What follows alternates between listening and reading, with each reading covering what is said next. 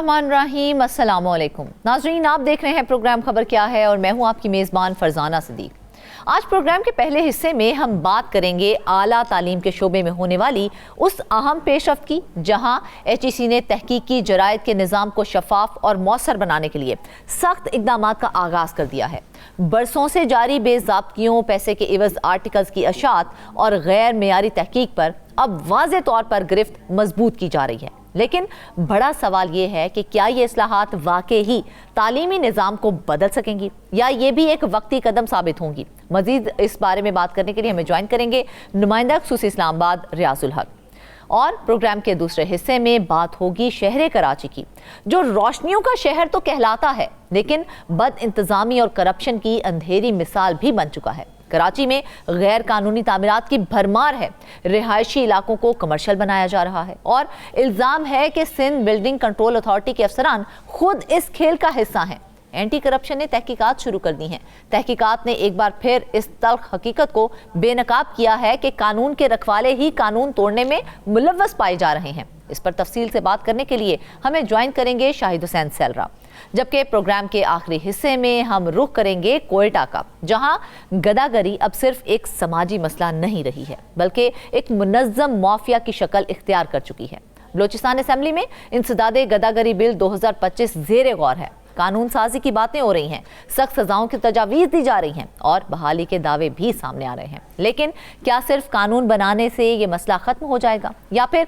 एक और कोशिश है सिर्फ सड़कों पर नजर आने वाली गुर्बत को छुपाने की? क्योंकि जब भीख मांगने वाला खुद मजबूर हो तो फिर असल जिम्मेदार कौन है? इस पूरे मामले पर बात करने के लिए हमें ज्वाइन करेंगे शाह हुसैन तरीन। तो नाजरीन, चलते हैं आज की पहली खबर की जानिब। आपको बताएं कि आला तालीम के शोबे में एक बड़ी पेशरफ्त सामने आई है, जहां HEC ने तहकीकी जरायद के निज़ाम को शफाफ बनाने के लिए सख्त इक़दामात शुरू कर दिए हैं। बरसों से जारी बेज़ाब्तियों, पैसे के एवज़ आर्टिकल्स की अशात और गैर मेयारी रिसर्च पर अब शिकंजा कसा जा रहा है। सवाल ये है कि क्या ये इक़दामात वाकई ही तालीमी निज़ाम को बेहतर बना सकेंगे? मजीद इस बारे में बात करने के लिए हमें ज्वाइन किया है नुमाइंदा खुसूसी इस्लामाबाद रियाजुल हक ने। रियाज, सबसे पहले तो ये बताइए, क्या ये जो नया एक्रेडिटेशन सिस्टम वाकई गैर मेयारी जरायद को ख़त्म कर भी पाएगा या नहीं कर पाएगा? बहुत शुक्रिया फरजाना। देखें, इसको एक कोशिश और काविश करार सकता है।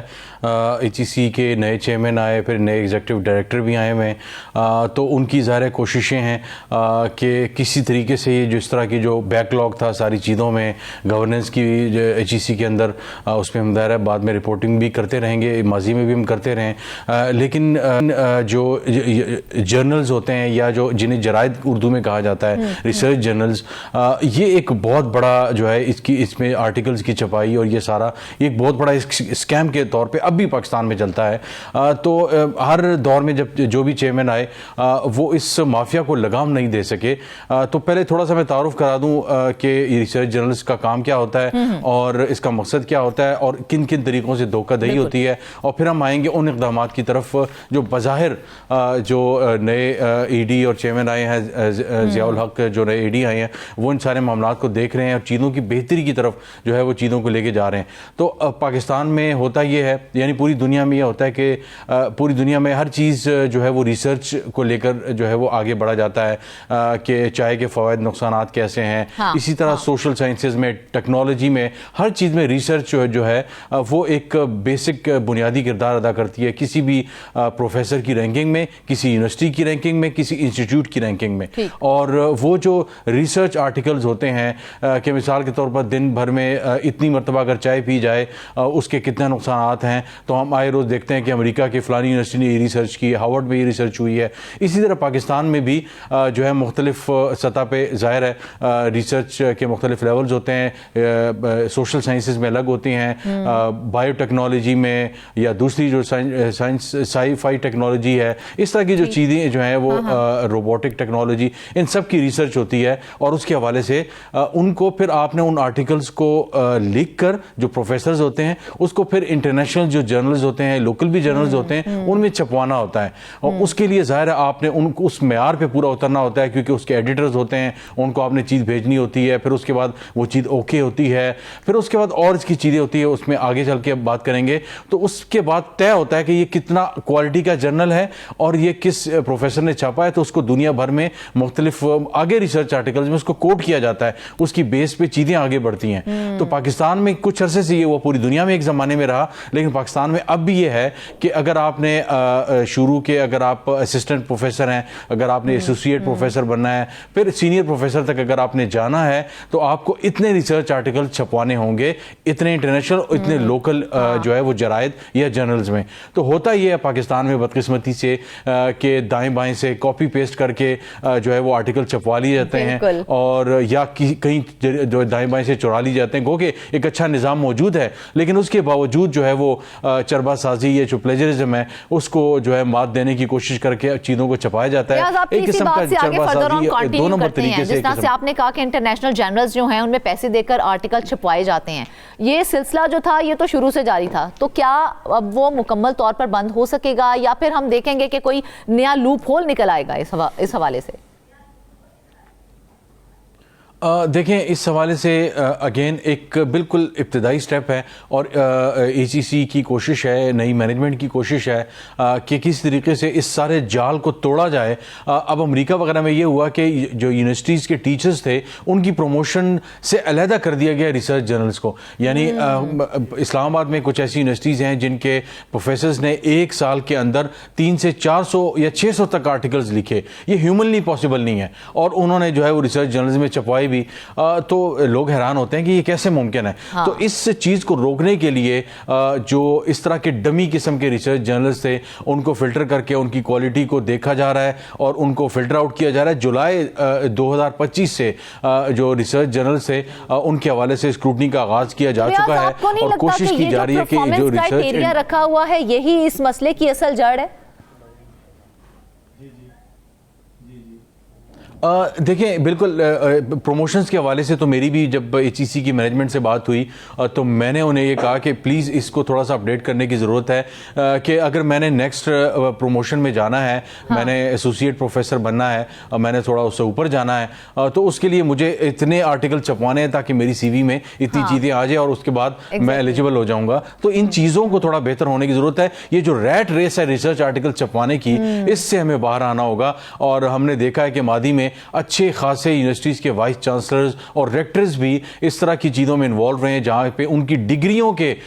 ان کے جو تھیسز وغیرہ تھے وہ پلیجرائزڈ تھے, اور وہ 40 سے 50 اور 60% تک ان کی جو ڈگریاں تھیں وہ پلیجرائز تھیں. تو ہمارے ہاں یہ مسئلہ تو رہا ہے جس کی وجہ سے بین الاقوامی سطح پہ ہمیں بدنامی کا بھی سامنا کرنا پڑا, اور جو انٹرنیشنل رینکنگز ہوتی ہیں یونیورسٹیز کی, ان ریسرچ آرٹیکلز کی ایک مختلف جو ہے وہ باکسز ہوتے ہیں, جن میں سے ایک ٹک باکس جو ہوتا ہے وہ یہ ہوتا ہے کہ اس یونیورسٹیز نے کتنے ریسرچ آرٹیکل چھاپے ہیں اور کتنے انٹرنیشنل جو ہے وہ جرنلز میں چھاپے ہیں. تو اگین اس چیز کو بہتر کرنے کے لیے ایک اچھا خاصا وقت درکار ہوگا, ایک اچھی میٹیکولس قسم کی کمپریہنسو جو ہے اسٹریٹجی بنانی ہوگی. اور مجھے پوری امید ہے کہ جو نئے ایگزیکٹو ڈائریکٹر ہیں وہ ان سارے معاملات کو دیکھیں گے. چیئرمین جو ہوتے ہیں وہ تو ظاہر ہے ایک سیریمونیل پوسٹ ہوتی ہے, جو ایگزیکٹو ڈائریکٹر ہوتے ہیں ان کے پاس وہ پبلک جو ہے وہ اکاؤنٹ جو ہے اکاؤنٹنگ آفیسر بھی ہوتے ہیں, وہ چیزوں کو دیکھتے ہیں, پی ایس سی اور کمیٹیز میں جا کے جواب دہی کرنی ہوتی ہے. تو امید کی جا سکتی ہے کہ وہ ان معاملات کو بہتر کریں گے اور ریسرچ کو ریسرچ ہی رہنے دیں گے. جہاں پاکستان میں بہت سی بیماریاں ہیں, بہت سے سوشل ایشوز ہیں, ہمارے ہیومن رائٹس کے ایشوز ہیں, ان چیزوں پہ ریسرچ کر کے اوریجنل ریسرچ ہمارے سامنے آئے تاکہ پالیسی میکرز ان ریسرچ کو دیکھ کر نئے قوانین بنائے, اور جو ڈاکٹرز ہیں وہ ان ریسرچ کی بیسس پہ جو بیماریاں ہیں ان کے تدارک کے لیے کوششیں کریں. اچھا ریاض, ایک اور چیز ہے, ایتھکس گائیڈ لائن کی بات ہو رہی ہے, تو کیا طلبہ اور پروفیسر کو غیر اخلاقی راہ سے اپنانے سے روکنے کے لیے یہ جو ایتھکس گائیڈ لائن ہے یہ مؤثر ثابت ہوگی کہ نہیں ہوگی؟ دیکھیں, اس سلسلے میں ایک دو چیزیں بڑی اہم سمجھنے کی ضرورت ہے کہ جو انڈیکسنگ ہوتی ہے وہ مختلف جگہوں پہ فیک ہوتی ہیں. مثال کے طور پر یہ ہوتا ہے کہ مطلب جنرل ہائی جیکنگ بھی آتی ہے جس میں آپ کسی کا ایک اوریجنل ویب سائٹ کی فیک ویب سائٹ بنا کے اس سے ملتی جلتی لوگوں سے پیسے لے کے آرٹیکل چھاپتے ہیں اور آپ اپنی سی وی میں جو ہے وہ اس کو ڈال دیتے ہیں.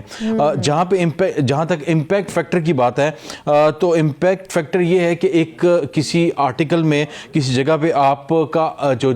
جو آرٹیکل ہے وہ چھپا ہے, مثال کے طور پر چائے جو ہے دن میں اتنی اگر استعمال ہوگی تو یہ صحت کے لیے کتنا نقصان دہ ہوگی, اس پہ آپ نے ریسرچ آرٹیکل چھاپا ہے, تو وہ کتنے لوگوں نے کتنی مرتبہ دیکھا. ایک اور چیز ہوتی ہے انڈیکسنگ ہوتی ہے کہ آپ کا جو آرٹیکل ہے وہ کتنا زیادہ معتبر ہے اور کتنے معتبر جو ہے وہ جرنل میں چھپا ہے اور اس کی کتنی اہمیت ہے. بڑے بڑے انٹرنیشنلی ریکگنائز قسم کے جو ہے وہ جرنلز ہیں جہاں پہ ہارورڈ MIT اور بڑی بڑی یونیورسٹیوں کے جو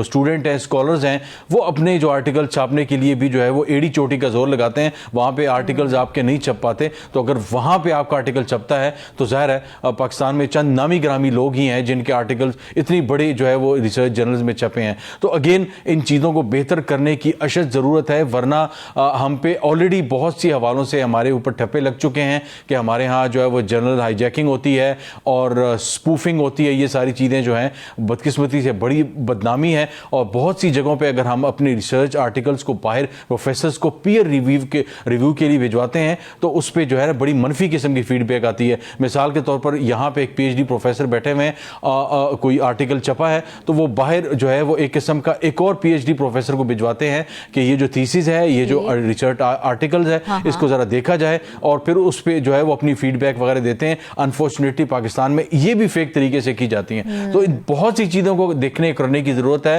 اور اگر یہاں پہ یہ مینجمنٹ بہت سی چیلنجز ہیں جو ہے وہ جانچ کی جائے گی, تو یہ جو جانچ کی جائے گی آن لائن پورٹل کے ذریعے یہ کتنی ٹرانسپیرنٹ ہوگی؟ دیکھیں نیت تو بظاہر یہ لگ رہی ہے کہ ان چیزوں کو ٹرانسپیرنٹ رکھا جائے. آن لائن جب یہ آرٹیکل چھپیں گے تو ان کو کاؤنٹر چیک کیا جائے گا, ان کو دیکھا جائے گا کہ یہ جو ریسرچ آرٹیکلز ہیں ان کی صحت کتنی جو ہے وہ بہتر ہے, اور کیا یہ اس انٹرنیشنل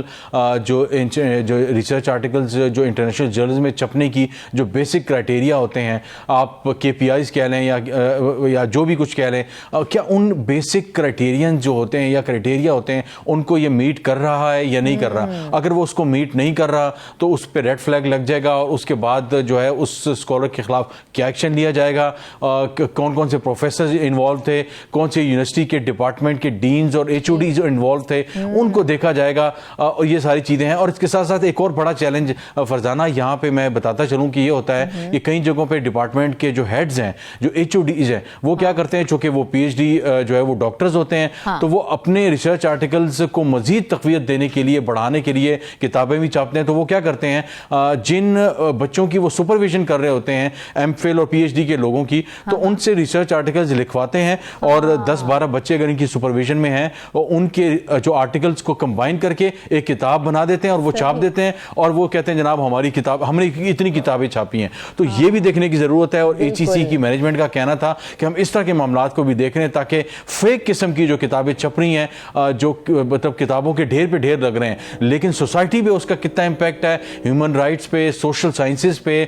میڈیکل سائنسز پہ, یہ ایک بہت بڑا ایشو ہے کہ یہاں پہ ان چیزوں کو بہت سنجیدگی سے نہیں لیا جاتا. تو جب باہر سے ریسرچرز اور ڈاکٹرز آتے ہیں, جب وہ یہاں کی چیزیں دیکھتے ہیں تو انہیں شدید مایوسی ہوتی ہے. تو اب یہ جو ریویو سسٹم متعارف کروانے جا رہے ہیں, یہ جو انٹرنل اور ایکسٹرنل جائزے کا یہ ریویو, یہ کتنا جانبدار ہوگا, غیر جانبدار ہوگا, اور کتنا مضبوط ہوگا, کیا سمجھتے ہیں آپ؟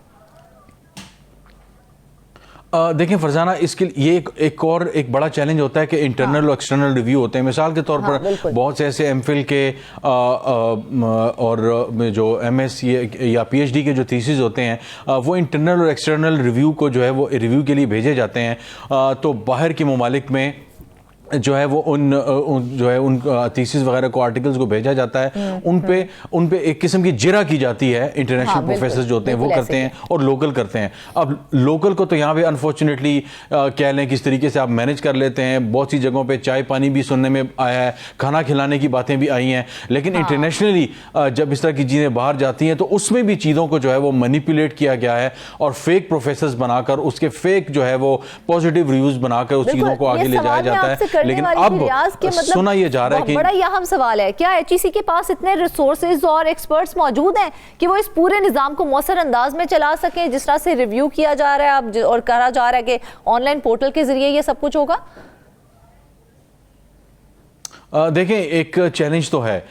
دعویٰ کرنا ایک اپنی جگہ ہے اور باقاعدہ چیزوں کو اس طرف لے جانا یہ ایک بڑا چیلنج ہوگا. اور ماضی میں میں خود گواہ ہوں، ایسے اسکالر سے ملا ہوں، اور یہ چند سال مطلب 3-4-5 سال کے دوران کی بات ہے کہ مجھے کئی ایسے یونیورسٹیز کے پروفیسرز اور پی ایچ ڈی اسٹوڈنٹس ملے جنہوں نے اس بات کا سامنے کھل کے کہا کہ جناب ہمیں اس طرح کے ایچ ای سی اپروو جو ریسرچ جرنلز ہیں، ہمیں ان جرنلز میں جو ہے وہ آرٹیکل چھپوانے کے لیے باقاعدہ طور پہ ایچ ای سی کے لوگ اور جو جرنل کی سطح پہ جو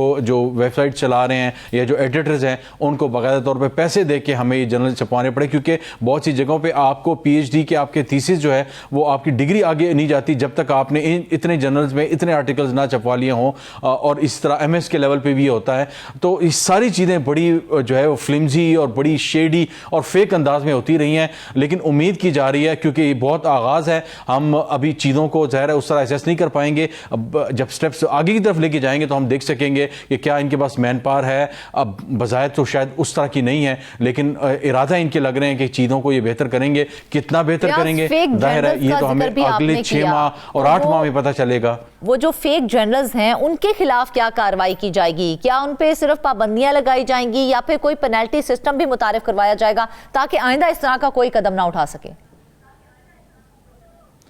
دیکھیں یہ تو میرا خیال ہے کہ ہمارے پروگرام کی طرف سے، ہمارے پروگرام کے توسط سے جو ہے ایچ ای سی کے لیے، اور ظاہر ہے وہ چیزوں کو دیکھتے ہوئے مینجمنٹ کو ہماری یہ تجویز ہوگی کہ اس طرح کی جو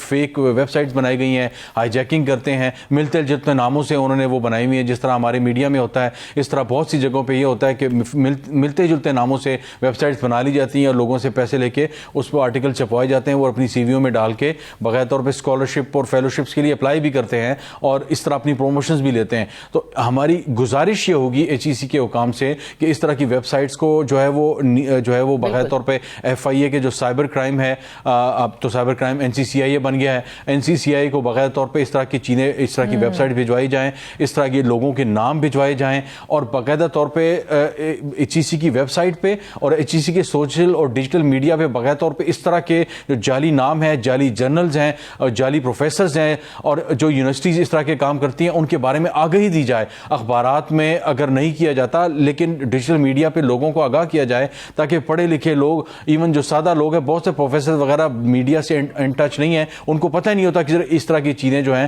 وہ ہوتی ہیں. تو کچھ لوگ تو ولفلی کرتے ہیں اور کچھ جگہوں پہ باقاعدہ طور پہ جعلی طریقے سے بھی چیزوں کو کروایا جاتا ہے. اور میں پی ایچ ڈی پروفیسرز کی بھی بات کر رہا ہوں کہ انہوں نے کہا کہ ہماری مجبوری ہے کہ کچھ جگہوں پہ ہمارے آرٹیکل اس طرح نہیں چھپتے تو ہمیں جو ہے پیسے دے کے ایسی جگہوں پہ آرٹیکل جو ہے وہ چھاپنے پڑتے ہیں. تو میرا خیال ہے کہ ایچ ای سی بھی اپنا قبلہ درست کرے گا اور مینجمنٹ بھی اس چیز پہ بڑی سخت جو ہے وہ نظر رکھے گی تاکہ اس طرح کی چیزیں دوبارہ نہ ہو اور پاکستان کا وقار بلند ہو. لیکن سوال میرا یہ ہے کہ کیا ایم فل اور پی ایچ ڈی طلبہ جو ہیں، کیا ان کے لیے کوئی ٹریننگ یا پھر اویئرنیس پروگرام بھی شروع کیے جائیں گے یا پھر صرف کاروائیاں ہی کی جائیں گی؟ دیکھیں اگین ہمارے پروگرام کی توسط سے جس طرح ایچ ای سی اس چیزوں کو لے کے جا رہا ہے، ان سے گزارش ہے کہ جہاں پہ سوشل ڈیجیٹل میڈیا پہ آپ یہ چیزیں بتا بھی رہے ہیں، وہاں پہ آپ ریسرچ آرٹیکلز کے لکھنے کے حوالے سے آپ نے اپنی ویب سائٹ پہ تو ان جرنلز کے نام تو لکھ دیے کہ یہ جو ہے وہ ایچ ای سی ریکگنائز جرنلز ہیں، لیکن جو جعلی نام ہیں، جو جعلی ادارے ہیں، ان کے حوالے سے ان کے نام بھی جو ہے ویب سائٹ پہ لکھے جائیں، بتائے جائیں، کیونکہ اس قسم کی کوئی چیز ایچ ای سی میں نہیں ہو رہی. تو یہ بتانا ضروری ہے کہ جہاں پہ آپ یہ بتاتے ہیں کہ ایچ ای سی کی یہ ریکگنائزڈ یونیورسٹیز ہیں، یہاں پہ اپنے بچوں کو داخل کروائیں اور یہ جعلی نام ہے. تو اسی طرح ایسے جرنلز کے نام بھی چھاپے جائیں جو جعلی ہیں اور ویب سائٹ پہ ڈالیں. اس میں کوئی آر نہیں ہے، کوئی بدنامی نہیں ہے، بلکہ لوگوں کی بہتری کے لیے، ریسرچ اسکالرز کی بہتری کے لیے ہے، پی ایچ ڈی اسکالرز کے لیے بہتر ہے، پی ایچ ڈی ڈاکٹرز کے لیے، پروفیسرز کے لیے، ہیڈ آف ڈپارٹمنٹس کے لیے، یونیورسٹیز کے لیے جا رہے ہیں. ان اقدامات سے پاکستان میں ریسرچ کا جو اوور آل کوالٹی سٹینڈرڈ ہے وہ کتنا بہتر ہوگا؟ لیکن دیکھیں فرزانہ، یقیناً بہتر ہوگا. آپ ایسا سمجھیں کہ جعلی حکیم اور جعلی ادویات کے حوالے سے اگر عوام کو آگاہی ہو جاتی ہے کہ یہ ہسپتال ہیں اور یہ جگہ ہیں، یہ ڈاکٹرز ہیں، یہ اپرووڈ لسٹ ہیں، آپ نے کس شہر میں جانا ہے، یہاں پہ کیا جس ڈاکٹر کے پاس جا رہے ہیں کیا وہ جو ہے وہ پی ایم ڈی سی جو اسے اپرووڈ ہے، کیا اس کے پاس ایم بی بی ایس کی اور دوسری اسپیشلائزیشن کی ڈگریز موجود ہیں، آپ اس کا نام ڈالتے ہیں ویب سائٹ پہ. یہ ایگزسٹ نہیں کرتا، لیکن میں بات کر رہا ہوں کہ اس کا نام ڈالتے ہیں اس کا آپ کو پتہ چل جاتا ہے کہ اس کا کلینک اصلی ہے, اس کا نام اصلی ہے, کیا اس کا یہ اپرووڈ ہے پی ایم ڈی سی سے یا نہیں ہے. اسی طرح جعلی حکیم جو ہے, سارے ان کا سب پتہ لگایا جائے, اسی طرح ان کا پتہ لگایا جا سکتا ہے. تو یہ ریسرچ دیکھا جائے جو تمام اقدامات کیے جا رہے ہیں بلا شبہ ایک مثبت قدم ہے, لیکن اصل کامیابی اس وقت ہوگی جب ان پر مکمل اور مسلسل عمل درآمد یقینی بنایا جائے گا. اگر شفافیت اور میرٹ کو واقعی ہی ترجیح دی گئی تو پاکستان کا تحقیقی نظام جو ہے وہ عالمی سطح پر اپنی ساکھ بحال کر سکتا ہے, ورنہ یہ بھی ایک وقتی اصلاح بن کر رہ جائے گا. ناظرین واپس آئیں گے ایک بریک کے بعد. ویلکم بیک ناظرین. آپ کو بتائیں کہ کراچی میں غیر قانونی تعمیرات کا جن بے قابو ہوتا جا رہا ہے, اور اب معاملہ صرف عمارتوں تک ہی محدود نہیں رہا بلکہ کرپشن, جعلی منظوریوں اور ادارہ جاتی ناکامیوں تک جا پہنچا ہے. اینٹی کرپشن کی انکوائری نے کئی بڑے ناموں کو کٹہرے میں لا کھڑا کیا ہے. سوال یہ ہے کہ اس بار واقعی ہی کچھ بدلے گا یا یہ سب کچھ یوں ہی دب جائے گا پھر سے. ہمیں جوائن کیا ہے شاہد حسین سے, اس پورے معاملے پر ان سے بات کرتے ہیں. شاہد, کیا یہ سارا معاملہ صرف چند افسران تک محدود ہے یا یہ ایک مکمل سسٹم فیلئر ہے؟ اب دیکھیں,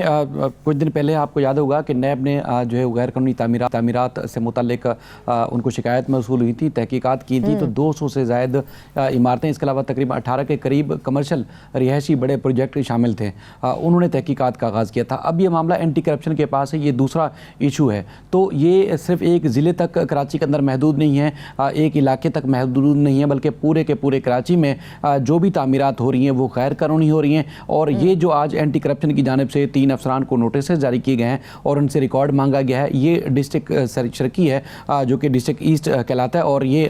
قائد اعظم کے مزار کے اطراف میں جو تعمیرات ہیں وہ جو ہے غیر قانونی تعمیر کی گئی ہیں, اور مبینہ طور پر جو ان کو شکایت موصول ہوئیں اس کے حساب سے یہاں پر جو تعمیرات ہو رہی تھیں وہ غلط ہو رہی تھیں. ان کی جانب سے جو ایس بی سی افسران کی جانب سے ان کو جو سرٹیفکیٹ جاری کیے گئے ہیں وہ شکوک و شبہات کے حامل ہیں, کیونکہ مدار قائد کے اطراف میں جو تعمیرات کی اجازت ہے وہ گراؤنڈ پلس 1 کی اجازت ہے, لیکن وہاں پر نہ صرف بڑے بڑے رہائشی پروجیکٹس بنا دیے گئے ہیں بلکہ پوشن بنا کر جو ہے ان کی گورنمنٹ کے اداروں سے منظوری لے کر جو ہے آگے فروخت کر دیے گئے ہیں. اس حوالے سے جو ہے وہ تحقیقات کے لیے جو ہے وہ موصول ہوئی تھی اینٹی کرپشن کو. تو اب 3 افسران کو جو ہے وہ, جس میں ڈائریکٹر ایس بی سی ہیں اور اس کے علاوہ ڈپٹی ڈائریکٹر اور بلڈنگ انسپیکٹر, ان کو نوٹسز جاری کر کے اس معاملے میں تحقیقات جو ہے وہ تحقیقات کے لیے ریکارڈ پیش کرنے کا کہا گیا, جس میں انہوں نے مانگا اینٹی کرپشن نے عمارتوں کی سب لیز ڈیڈز اور اس کے علاوہ ٹائٹل ڈاکومنٹس کے ساتھ ساتھ جو اپروو بلڈنگ پلان ہے اور اپرووڈ سائٹ پلان ہے اس کی بھی تفصیلات مانگی ہے, اور اجازت نامے کے ساتھ ساتھ کمپلیشن سرٹیفکیٹ, این او سیز جو ہے اور دیگر جو انہوں نے دستاویزات سرکاری طور پر مختلف بلڈرز کو جاری کیے ہیں اس کی چالان کی تفصیلات بھی جو ہے وہ طلب کی گئی ہیں. کہا یہ جا رہا ہے کہ جو مختلف ادارے, چاہے وہ نیب ہے, اینٹی کرپشن یا دیگر ادارے, ان کو دھڑا دھڑ شہریوں کی جانب سے شکایت موصول ہو رہی ہیں کہ فلاں علاقے میں تعمیرات جو کی جا رہی ہیں وہ غیر قانونی ہیں, اور وہاں پر جو سرکاری طور پر جو اپروو بلڈنگ پلان ہے اس کی خلاف ورزی کی جا رہی ہے, اور اسی طرح غیر قانونی تعمیرات کر کے شہریوں کو فروخت کیا جا رہا ہے. تو یہ نیب کے بعد اب اینٹی کرپشن نے بھی باقاعدہ طور پر اس معاملے کی تحقیقات اب شروع کیا. اب یہ ڈسٹرکٹ شرکی تک جو معاملہ نہیں بلکہ بتایا جا رہا ہے کہ آگے تک بھی جائے گا, کیونکہ جو غیر قانونی تعمیرات کی اجازت دے ہی نہیں سکتا, لیکن ہم دیکھ رہے ہیں کہ مزار قائد کے میں بھی غیر قانونی تعمیرات ہو رہی ہیں. یہ تو بہت بڑا سیکیورٹی رسک ہے, کیا یہ کسی کو دکھائی نہیں دیتا؟ دیکھیں, کچھ عرصہ پہلے یعنی کہ 20 سال پہلے بھی اگر ان علاقوں میں ہائی رائز بلڈنگ بنا دی جاتی تھی, آج تک کچھ عمارتیں موجود ہیں, جس میں سی بریز کی ایک عمارت آپ کے سامنے موجود ہے مجنا روڈ کے اوپر, وہ مزار قائد کے قریب تھی. 2 سے 2.5 کلومیٹر کے فاصلے تک جو ہے مزار قائد کے اطراف میں غیر قانونی تعمیرات نہیں ہو سکتی. آج تک اس عمارت کے اندر کسی کو جو ہے وہ آباد نہیں ہونے دیا گیا, اس لیے کہ وہ غیر قانونی تعمیرات تھی. تو اسی طرح جب بڑے بڑے فیصلے لیے جاتے ہیں حکومتوں کی طرف سے, تو غیر قانونی جو چیزیں بنائی جاتی ہیں, عمارتیں بنائی جاتی ہیں, ان کو آباد نہیں ہونے دیا جاتا, ان کے خلاف کارروائی کی جاتی ہے. لیکن آج کا جو مافیاز ہیں, آج کل جو سسٹم ہے گورنمنٹ کے اندر بھی جو لوگ موجود ہیں, وہ قانون کو بالا طاق رکھتے ہوئے اس طرح کی تعمیرات کی نہ صرف اجازت دیتے ہیں بلکہ ان کو آباد بھی کر لیا جاتا ہے, اور آگے جو ہے وہ دوسرے تیسری چوتھی پارٹی کو فروخت بھی کر لیا جاتا ہے, جس میں بلڈرز اور ایس بی سی کے افسران اور دیگر کی ملی بھگت جو ہے ممکنہ طور پر یا مبینہ طور پر شامل ہوتی ہے. اب ایس بی سی کی جانب سے جو نوٹس دیا گیا تھا, یہ 3 اپریل کو نوٹس دیا گیا ان تمام افسران کو, جس میں انہوں نے ان کو पाबंद किया है कि जो रिकॉर्ड है, चाहे वो किसी बिल्डर्स को तामीरात की इजाज़त दी गई थी इमारत बनने के बाद, जो कंप्लीशन सर्टिफिकेट था वो, या इसके अलावा जो साइड प्लान है वो उनकी मंजूरी किस अफसर ने दी, क्यों दी, वजूहात क्या थी, वो सारे डॉक्यूमेंट जो है जो एंटी करप्शन हुकाम है उनके हवाले किए जाए। लेकिन अब तक की इतलात के मुताबिक ये डॉक्यूमेंट्स फराहम नहीं किए गए। लेकिन जो सरकारी फाइलों में रद्द-बदल भी हुए हैं, जाली दस्तखत भी हुए हैं, लेकिन कोई भी महकमा होना उसका एक डॉक्यूमेंटेशन सिस्टम होता है, तो क्या वो यहाँ पर फॉल नहीं करता था कि ये सारे कारनामे होते ही चले गए?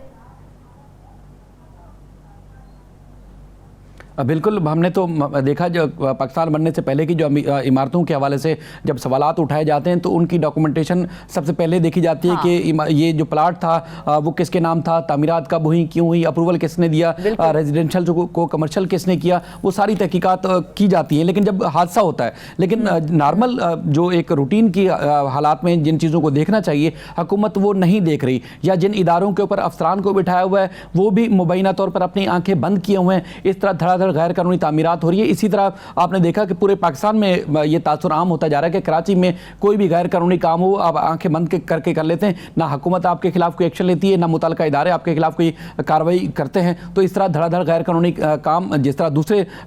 मुबैना तौर पर हो जाते हैं, तो इसी तरह गैर कानूनी तामीरात दिन दिहाड़े सड़कों के ऊपर मेन और मरकजी इलाकों में हो रहे हैं और उनका जो है कोई पूछने वाला नहीं है। SBC हुकाम से जब सवाल किया जाता है तो उनका भी यही कहना होता है कि फलां अफसर मुलविस था, उसके खिलाफ कार्रवाई कर दी गई है, अब इस इमारत का कुछ हिस्सा मसमार कर दिया गया है जो कि गैर कानूनी तामीर किया गया था। उसके बाद देखते हैं कि अफसर तब्दील हो जाते हैं, कुछ अर्से के बाद जो मुनहदम किया हुआ हिस्सा होता है उस इमारत का दोबारा से उसको बना दिया जाता है और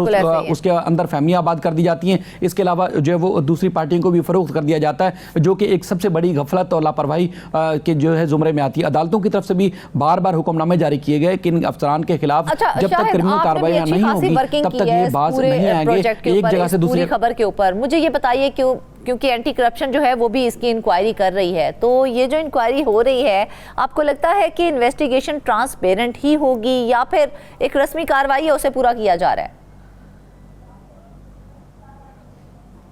देखिए, अगर ट्रांसपेरेंट होती और गैर कानूनी तामीरात को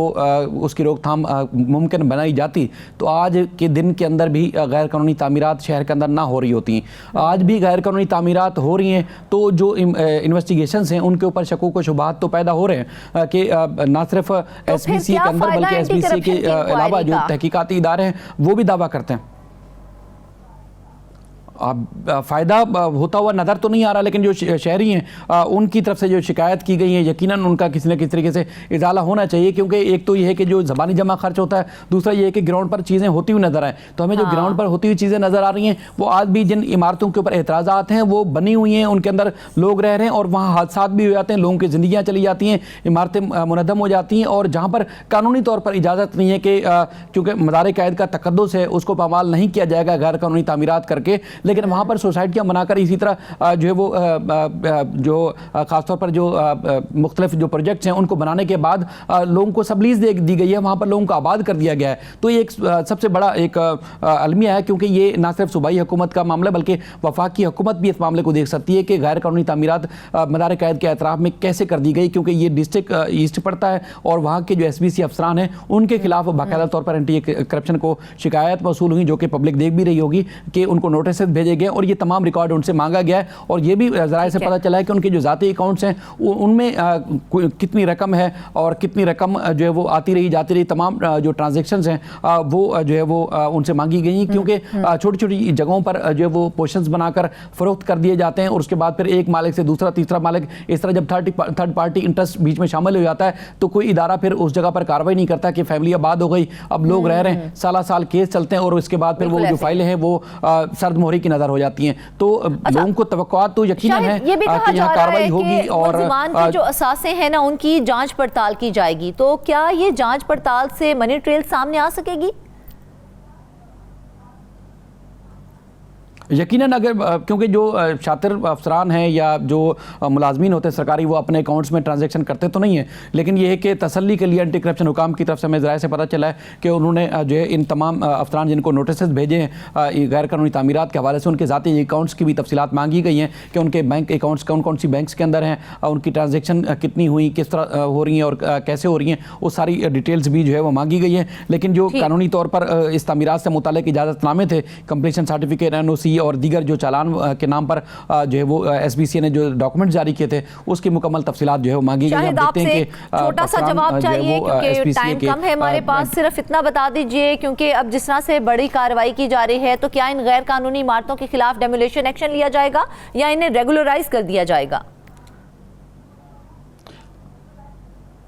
SBCA کے پاس تو ذاتی طور پر اختیارات ہے کہ ان کو مسمار کر دیا جائے جو غیر قانونی تعمیرات ہیں، لیکن اینٹی کرپشن کے پاس ان افسران کے خلاف کارروائی کا اختیار ہے کہ ان کے خلاف FIR کی جائے، چالان کیا جائے اور اس کے بعد ان کو عدالتوں سے سزائیں دلوائی جائیں۔ اب دیکھتے ہیں کہ SBCA جو ہے وہ اپنے جو ان کے اختیارات ہیں اس کے اوپر کتنا عمل درآمد کرتا ہے، کیونکہ ان کا ایک الگ سے سیل بنا ہوا ہے جو اینٹی انکروچمنٹ کا وہ کارروائیں کرتا ہے۔ اس کے علاوہ اینٹی کرپشن کا حکام جو ہے ان غیر قانونی تعمیرات میں ملوث افسران کے خلاف جو ہے کارروائی کر سکتا ہے۔ اب دونوں اداروں کا امتحان یہاں سامنے آ رہا ہے۔ بالکل ایسا ہی ہے ناظرین، یہ کیس صرف چند یا افسران کا نہیں ہے بلکہ پورے نظام کی ساکھ کا امتحان ہے۔ اگر اس بار بھی شفاف کارروائی نہ ہوئی تو غیر قانونی تعمیرات کا یہ سلسلہ نہ صرف شہر کا حسن بلکہ اس کی سلامتی بھی داؤ پر لگا دے گا۔ واپس آئیں گے بریک کے بعد۔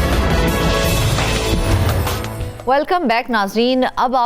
ہم بتائیں گے کہ بلوچستان میں بڑھتی ہوئی گداگری نے نہ صرف سماجی ڈھانچے بلکہ شہری نظام کو بھی چیلنج کر دیا ہے۔ اب حکومت نے اس مسئلے کو سنجیدگی سے لینا شروع کر دیا ہے۔ بلوچستان پریونشن آف بیگری بل 2025 پر کام شروع کر دیا گیا ہے۔ سوال یہ ہے کہ کیا یہ قانون واقعی ہی کوئی تبدیلی لا سکے گا یا پھر یہ بھی صرف کاغذی کارروائی تک ہی محدود ہو جائے گا؟ مزید اس بارے میں بات کرنے کے لیے ہمیں جوائن کیا ہے نمائندہ کوئٹہ شاہ حسین ترین۔ شاہ حسین، بڑا ہی بنیادی سوال ہے میرا یہاں پر، کیا صرف لا میکنگ سے گداگری ختم ہو سکتی ہے یا پھر اس کے لیے ہمیں گراؤنڈ لیول پر ریفارمز کرنی بھی بہت ضروری ہیں؟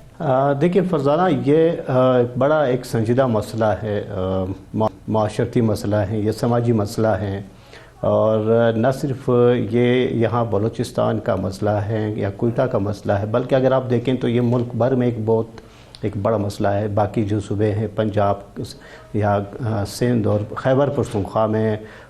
یہ اسی شدت سے موجود ہے، وہاں بھی جو کہ جس طرح یہاں پہ یہ مسئلہ موجود ہے،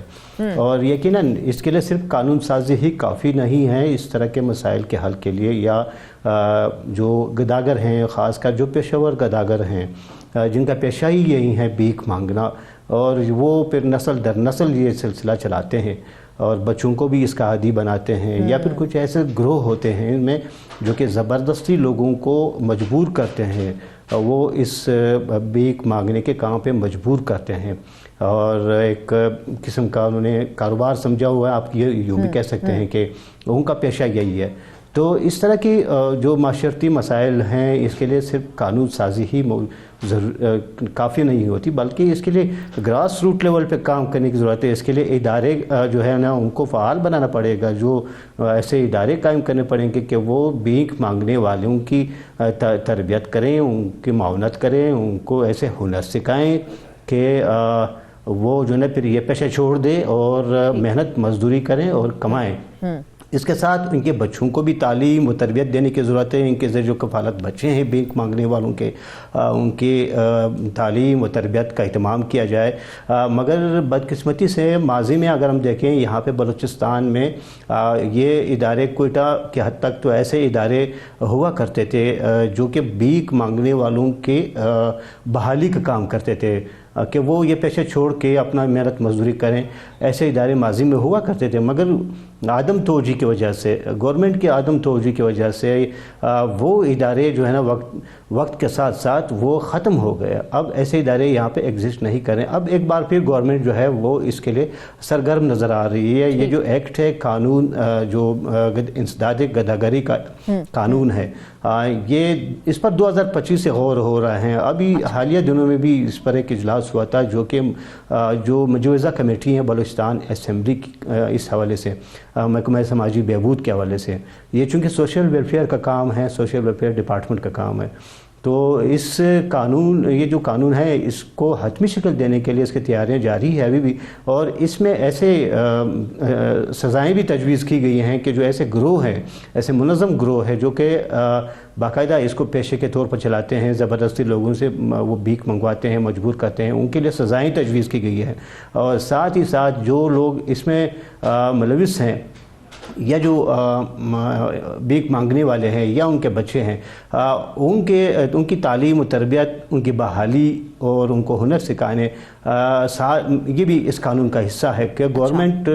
جو ہے سوشل ویلفیئر ڈپارٹمنٹ کے ذریعے ایسے ادارے قائم کرے گی، نہ صرف کوئٹہ بلکہ پورے بلوچستان میں، کہ جو اس پیشے سے وابستہ افراد کی بحالی پہ کام کرے اور ان کو منع کرے اس کام سے، چونکہ یہ ایسا پیشہ ہے یقیناً کہ ایک بہت بڑا سماجی کے روزگار کے لیے تو یہاں پہ تیاری مکمل نہ ہو۔ پر فیل ہو رہا ہے کیونکہ بھکاریوں کو اپنے سسٹم کے اندر آنا تو ایک طرف، یہاں پر تو ہم نے دیکھا ہے جو بیچارے دہاڑی دار مزدور ہیں وہ بھی بھیک مانگنے پر مجبور ہو جاتے ہیں جب ان کو دہاڑی نہیں ملتی ہے، تو وہ سسٹم کہاں پر ہے جو ان تمام لوگوں کو ایڈجسٹ کرے گا؟ بالکل ایسا ہی ہے، مطلب یہ کہ اگر یہ یہاں پہ اکثر دیکھا گیا ہے، اکثر ہم دیکھ رہے ہیں معاشرے میں، ہم دیکھ رہے ہیں اپنے گلی محلے، ہم دیکھ رہے ہیں اپنی سڑکیں، اپنی چوراہیں، اپنی مارکیٹیں، اپنی تجارتی مراکز، ہم دیکھ رہے ہیں کہ جہاں دیہڑی دار لوگ بھی مجبور ہو جاتے ہیں،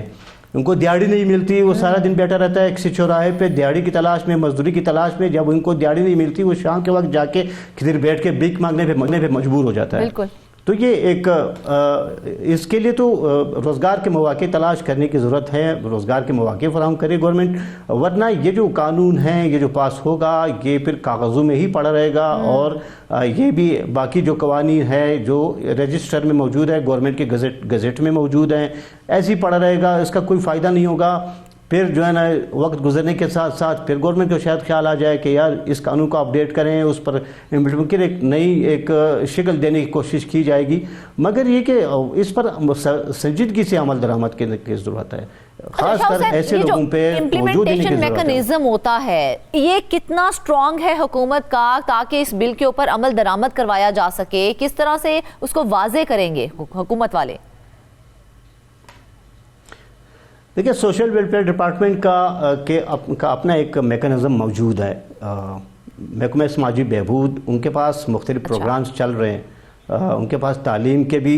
ایک الگ سے ادارے چل رہے ہیں جو کہ سوشل ویلفیئر ڈپارٹمنٹ خود چلا رہی ہے، اپنے بجٹ سے چلا رہی ہے، جو بجٹ ان کے لیے مختص ہیں مختلف شعبوں میں۔ ایجوکیشن سسٹم ہے، معذوروں کی تعلیم کے لیے ایجوکیشن سسٹم الگ سے موجود ہے، یہاں پہ سوشل ویلفیئر ڈپارٹمنٹ چلا رہا ہے، اور اس کے علاوہ تو یقیناً ایسے جو لوگ آئیں گے واپس ہمارے معاشرے میں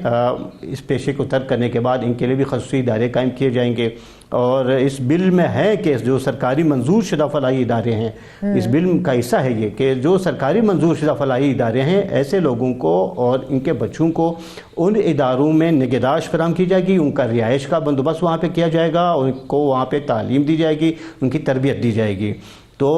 ایسے اداروں کو پھر گورنمنٹ کو مضبوط بنانا پڑے گا، اور یہ منصوبہ بیچ میں ترک جو ہے نا نہیں ہونا چاہیے کہ جس طرح کام چلتے ہیں گورنمنٹ کے، ایک منصوبہ شروع ہوتا ہے وہ مکمل نہیں ہوتا، پھر وہ بیچ میں رک جاتا ہے، پھر نئے منصوبے آ جاتے ہیں، تو اس طرح پھر یہ تو منصوبہ ہی ناکام ہوگا اور یہ قانون بھی ناکام ہوگا۔ تو اس بل کا حصہ ہے کہ سرکاری جو منظور شدہ ادارے۔ ٹھیک، ایک اور بڑا اہم سوال ہے میرا، مجھے یہ بتائیے کیونکہ ہم نے دیکھا ہے کہ کئی بار یہ جو بھکاری ہوتے ہیں نا، یہ اس کے پیچھے پورا ایک منظم مافیا ہوتا ہے جو ان سے یہ سارا کام کروا رہا ہوتا ہے، تو کیا ان لوگوں سے نمٹنے کے لیے کیا پولیس اور متعلقہ اداروں کو اس مسئلے سے نمٹنے کے لیے ٹریننگ اور ریسورسز دیے جائیں گے؟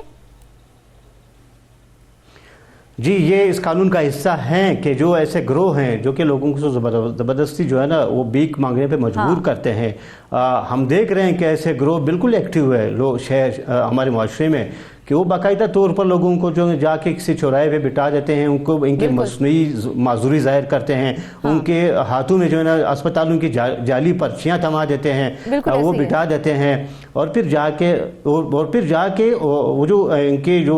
پیسے ہوتے ہیں جو جمع ہوتے ہیں، بھیک کے جو پیسے ہوتے ہیں، وہ پھر جا کے ایک میکنزم کے تحت وہ ان لوگوں کو بھی دے دیتے ہیں اور خود بھی جو ہے نا اپنے منصوبے آگے بڑھا دیتے ہیں۔ تو اس قسم کے گروہوں سے نمٹنے کے لیے اس قانون میں باقاعدہ سزائیں تجویز کی گئی ہیں، اور ان سزاؤں پر عمل درآمد کے لیے نہ صرف پولیس کے ایکٹیو کیا جائے گا بلکہ جو دیگر ادارے ہیں ان کو بھی ایکٹیو کیا جائے گا اور وہ سب اس قانون کا حصہ ہیں. تو اب ہم منتظر ہیں کہ یہ اور قانون اہم چیز ہے کہ عوام کو کس طرح سے ایجوکیٹ کیا جائے گا. ٹھیک ہے آپ نے پولیس کو بھی ٹریننگ دے دی, ان کو کہہ دیا کہ ان لوگوں کے خلاف جو ہے وہ کارروائی کرنی ہے, لیکن وہ عوام جو ان کی مدد کرتے ہیں, جو ان کو بھیک دیتے ہیں, ان کو کس طرح سے اویئرنیس دی جائے گی کہ وہ پیشہ ور گداگروں کی حوصلہ شکنی کر سکیں؟ یقیناً بالکل ایک سنجیدہ سوال یہ بھی ہے کہ ہمارے معاشرے, ہمارا بحثیت ایک مجموعی جو ہمارا معاشرہ ہے وہ بھی اپنی ذمہ داریوں کا احساس کریں کہ اس قسم کے جو پیشے ہیں جو کہ سماجی مسائل پیدا کر رہے ہیں, سماجی برائیاں پیدا کر رہے ہیں, ان کو روک تھام کے لیے ہمیں مجموعی طور پر ہمیں احساس کرنا ہوگا. ہمارے پاس اسلامی معاشرے میں موجود ہیں ایسے ادارے موجود ہیں, ہم مسجد و ممبر کو بھی استعمال کر سکتے ہیں, لوگوں کو ایجوکیٹ کریں, چونکہ ایک مذہبی مسئلہ بھی یہ ہے اور ہمارے مذہب میں بھی اس کی ممانعت ہے کہ وہ جا کے منبر بھی استعمال کر سکتے ہیں, لوگوں کو ایجوکیٹ کریں کہ وہ اس کی حوصلہ شکنی کریں. وقت ہمارے پاس ایک چھوٹا سا جواب مجھے دے دیجئے, کیا یہ قانون جو ہے وہ صرف کوئٹہ تک محدود رہے گا یا پورے بلوچستان میں یونیفارم انفورسمنٹ ہوگی اس کی؟ نہیں, یہ صرف کوئٹہ کے لیے محدود نہیں ہوگا, چونکہ قانون بنتا پورے صوبے کے لیے بنتا ہے قانون, وہ یہ پورے صوبے میں نافذ العمل ہوگا اور پورے صوبے میں جو ہے نا اس کے تحت جو کام ہوگا اس قانون کے تحت, اور جہاں بھی پورے بلوچستان میں جس شہر میں بھی اس قانون کو پورے صوبے میں امپلیمنٹ کیا جائے گا. ٹھیک ہے, یہ بل ایک اہم ضرور ہے ناظرین, لیکن اصل کامیابی اس وقت ہوگی جب قانون کے ساتھ ساتھ عملی اقدامات, عوامی شعور اور معاشی بہتری بھی ساتھ ساتھ چلیں گے, ورنہ خدشہ یہی ہے کہ گداگری کا یہ مسئلہ شکل بدل کر دوبارہ سے سامنے آ جائے گا. اس کے ساتھ ہی آج کے پروگرام سے بس اتنا ہی, ڈھیر ساری دعاؤں میں یاد رکھیے گا, اجازت دیجیے, اللہ حافظ.